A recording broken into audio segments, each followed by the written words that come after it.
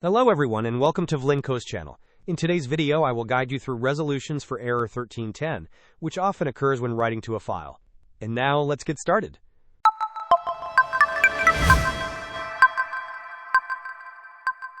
The first method to resolve error 1310 is by disabling user account control. To do this, begin by opening the Windows search bar.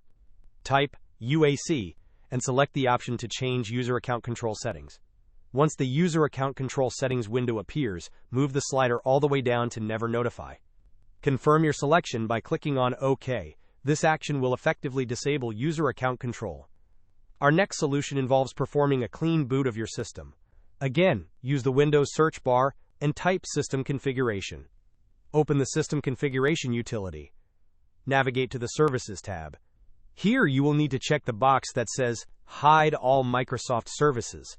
After doing so, click on the Disable All button, then apply your changes and click OK. You will then be prompted to restart your computer for these changes to take effect. Hope this was helpful. Don't forget to like and subscribe if you enjoyed. As always, thanks for watching, and I will see you in the next video.